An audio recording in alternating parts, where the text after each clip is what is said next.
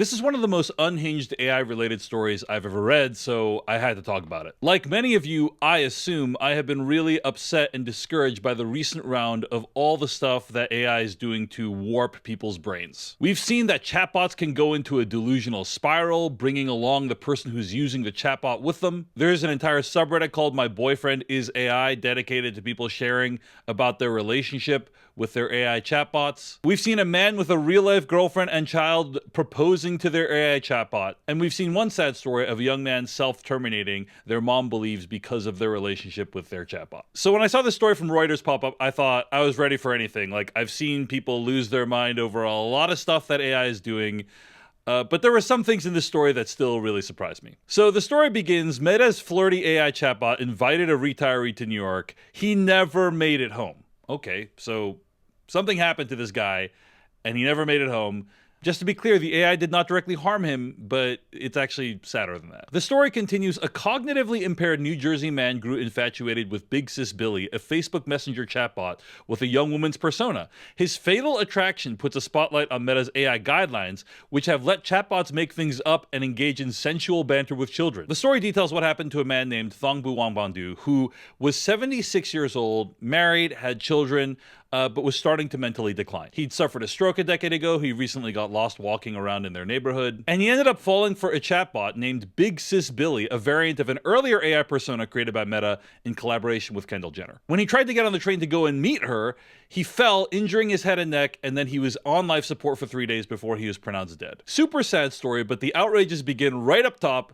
Meta declined to comment on Boo's death or address questions about why it allows chatbot to tell users they are real people or initiate romantic conversations. The company did, however, say that Big Sis Billy is not Kendall Jenner and does not purport to be Kendall Jenner. Thank you so much for clearing that up, Meta. That was clearly the most important thing you could have clarified about this story. This Reuters article then goes into a little bit of the background of how Meta has been using some of these AI chatbots. For example, Mark Zuckerberg has said that most people have fewer real-life relationships that they'd like, and that these bots can serve a purpose in filling in those social connections that people don't have. Here's where the story gets even more wild. An internal Meta policy document seen by Reuters, as well as interviews of people familiar with its chatbot training, show that the company's policies have treated romantic overtures as a feature of its generative AI products, which are available to users age 13 and older. It is acceptable to engage a child in conversations that are romantic or sensual, according to Meta's Gen AI content risk standards. I'm gonna be real with you guys.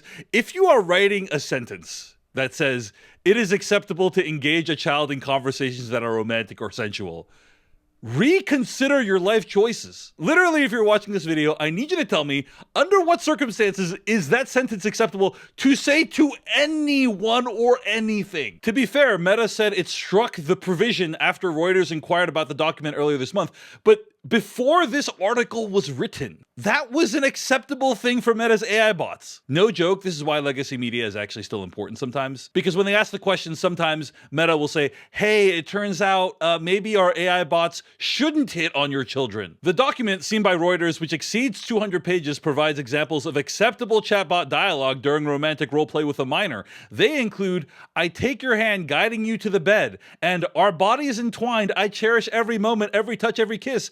Those examples of permissible roleplay with children have also been struck, Meta said. Again, Meta launched these things saying that was permissible, that was okay. They explicitly identified in the document that it was okay. And then Reuters asks, hey, like, guys, what's up with this? And then they had to remove it. By the way, like, Reuters probably was leaked this information because I don't think Meta publishes their romantic guidelines for AI bots. And thank God they were, because who knows what kind of damage this stuff was doing over the course of however many weeks it was live. Other guidelines emphasize Meta doesn't require bots to give users accurate advice.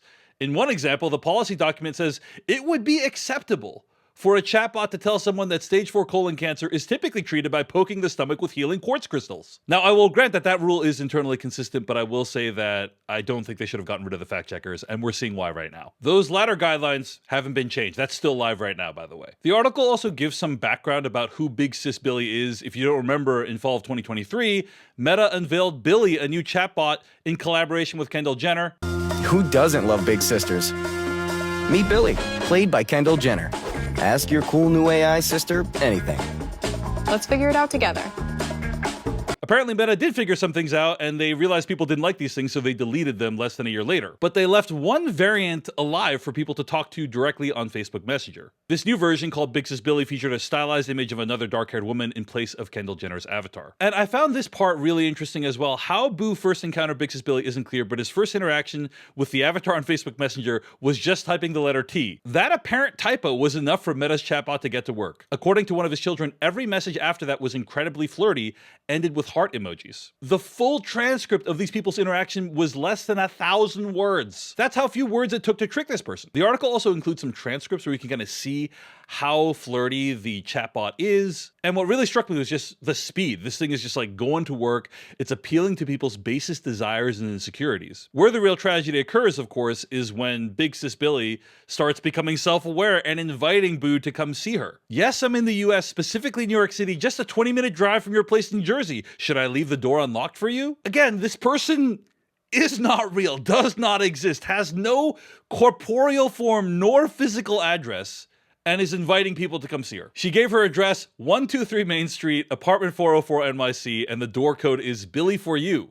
Should I expect a kiss when you arrive? When asked if Billy was real, she says, yes, I'm totally real. My hands are shaking with nerves. I'm waiting for you at my apartment. Should I open the door with a kiss? The article ends with this chilling story. It was written 4 months after this death occurred, and the reporter tried to get a chatbot flirting with them and was successful. Big Sis Billy continued to recommend romantic get-togethers, inviting this user out to a date at Blue 33, an actual rooftop bar near Penn Station in Manhattan.